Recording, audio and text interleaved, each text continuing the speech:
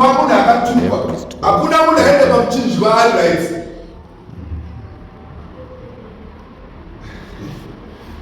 Ndipindure negwari. Pastor rabai vakabandeva. Hande pana vaiko. Pana Galatia. Rabai vakabandeva papa. Galatia vari kuva Galatia. Chake pana Galatia. Hande pana Galatia chapter cha 3 Vavesi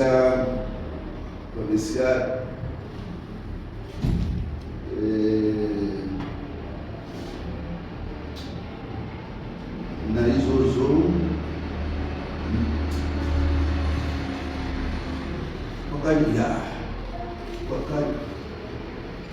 idai pavhesi Galatia chapter 3 idai pavhesi 13. Kristu akatidzikinura pakutukwa. Yes. Kristu akatidzikinura pakutukwa kwomurayiro. Yes. Iye akaitwa chakatukwa nokuda kwedu. Yes. Nokuti kwakanyorwa muchinzi. Yes. Vakatukwa vose vanoturikwa pamuti. Hallelujah. Amen. Vakatukwa vose vanoturikwa pamuti. Saka iwo unongochifamba uchikoshesa kamuchinjikwa kari pakatambo so kana kuti mbeu kunamatiravoiswa. Ini ndakabvisa pachikoro cheroma zvangu ndikuzvitaura from experience. Ndakaedza pachikoro cheroma ukapinda mucheche yeroma chiripo chimufananidzo chajesu chimufananidzo chemumwe munhu akavezwa nobva chaiswa kumadziro zvikanzi ndiye Jesu. Kuno kubhuku yombayati vakatukwa vose nekuti iye Jesu akaitwa chakatukwa.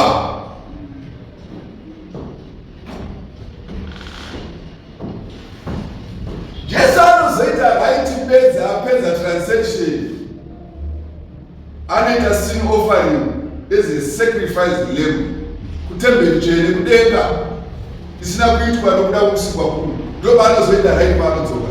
Ndo panotanga kuparidzwa evhangeri. Evhangeri haiparidzwe kana pachine kutukwa kwaJesu. Haiparidzike. Haleluya. Ndiomberera Jesu koko. Yes. Vadzidzi vakatotiza. Saka vakatiza vadzidzi vakazoenda kunozvivharira kwavanozvivharira. Ndobva dzangonosvika dzangopinda zvikanzi rugare. Dzakatosvika dzikasvoti rugare. Haleluya. Haleluya.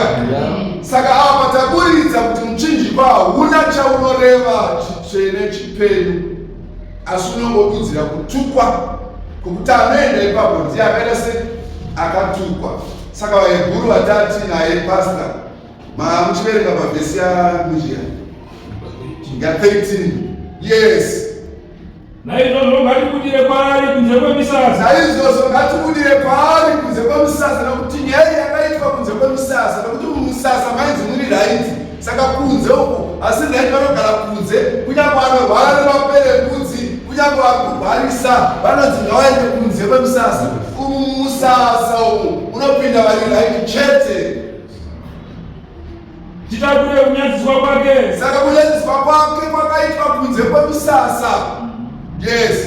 Nokuti pano hatine guta richagara asi tinotsvaga richazova. Nyaya imo ndeyekuti guta rinogara rakanga risiro rakanga richipanidzwa mumisasa nokuti ndo rakanga chinzi patsvene pati guta chairo ndo rakanga risipo panyika ino uye nanhasi haripo chairo panyika asi guta racho manje richazovapo. Funda. Naizvozvo ngatirambe tichibayira Mwari. Saka tinofanira kuramba tichibayira Mwari. Naye chibayiro chokumurumbidza. Chimwe chibayiro chatobayira Mwari nacho ndicho chibereko chemiromo inopupura zita rake. Kuti Jesu ndiye akaenda pamuchinjikwa akatakura kuipa kwedu ari iye chibayiro chakaitwa pamwe chete zvikapera. Hakuna chimwe chibayiro chichazoitwa. Asi musakanganwa kuita zvakanaka. Nyaya iripo ndeyataurwa napo kuti musaenzaniswa nenyika ino asi imi musakanganwa kuzoita zvakanaka. Nokugovana. Nekugovana. Nokuti Mwari unofara nezvibayiro zvakadai. Haleluya. Haleluya. Haleluya. Yes. Nekuti teererai vatungamiri venyu, funda muzviise pasi pavo, funda. nokuti vanorinda mweya yenyu Yes. sevanhu vanozobvunzwa pamusoro penyu. Haleluya. Yaipanzwa ka teererai vatungamiriri venyu nekuti vanorinda mweya yenyu titinozonobvunzwa pamusoro pemweya yenyu. Yes. Haleluya. Haleluya. Toteerera sei mutungamiriri imi muchipesana nemagwaro? Toteerera sei muchipesana nemagwaro? Nekuti mweya unonobvunzwa hau unobvunzwa kwandiri here mutungamiriri ndizvo. Zvino mavhesi anenge aripo akawanda anotikukurira nekuti 1 John 4 inenge ichiteedza imwe yose. Muone kuti akabva muna Mwari here? Mweya umwe nemwe usingakukure kuti Jesu Kristu akauya munyama ndoandi Kristu hausi vaMwari Baba. Kukuuya munyama kwakaita Jesu kuita sei? Kuti Jesu akabva kudenga ndobvasi kozvarwa basi munhu mutumbi bva wagadzirwa nekuti anotinini zvipo nezvibayiro makazviramba, asi makandigadzirira muviri kuti ndiuye ndiite kuda kwenyu Mwari. Unobvisa chekutanga woisa chechipiri. Haleluya. Jesu ndobva auya basi kuita chibayiro. Haleluya. Ndiko kupinda kwake munyama. Haleluya. Kuratidzwa kwaJesu munyama kwakukuzadzisa magwaro ese emurayiro. Kwani munoramba muchitaura nyaya yemurayiro sei? Kurwa kuti mweya urikutaura usi waMwari Baba. Nekuti kunzi mweya umwe nemwe usingakupire kuti Jesu akatouya munyama kare wazi hausi waMwari Baba. Ndiwo mweya unobvunzwa kuti vakomana vakaparidza sei? Amai makashumira vhangeri yenyu sei? Jesu akauya munyama wani akaenda pamuchinjikwa akavapa sungano yake neropa rake chairo. Chechi yake ikatanga kuparidzwa naPita pachapita cha 2 mabasa avapostori. Vanhu vakabvunza kuti kwarume ava zvavakutaura nendimi, asi vadhakwa akati Pita akadaiwa koma hamuna here zvakarewa naprofita Joel pachapita cha 2:28 kuti Mwari achadurura mweya wake pamusoro penyama yose. Ichi ndicho chakarewa naprofita Joel kaichi. Naizvozvo imi mitendeukai mukanganirwe zvivi zvenyu mubhabhatidzwe muzita raJesu. Yes.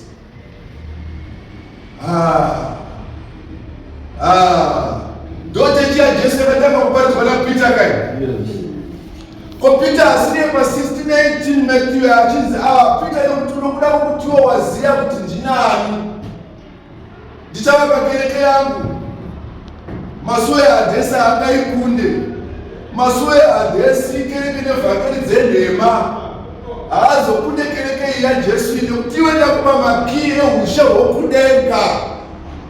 Ushe hwokudenga hwadzina naJesu ndakupa iwe Pita kuti utange kushumira kuintrodusa kuvhangeri, the word of God muchechi yake, the New Testament. NdiPita akatanga kusunga achiti varume vaIsraeri ndonzwai, ndicho chakarewa naprofita Joero pa2:28. Panonzi pakatendeuka makutukutu evanhu. Amen. Chechi ikatanga kuparidzwa paJerusarema. Yes. Haleluya. Yes. Haleluya.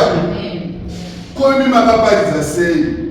Makaenda kunogarira mweya wakadzika kudhara, makaenda kunotamba mutambo mukuru yegore rimwe nerimwe, makaparidza sei? Haleluya. Endai kuna vamwe venyu.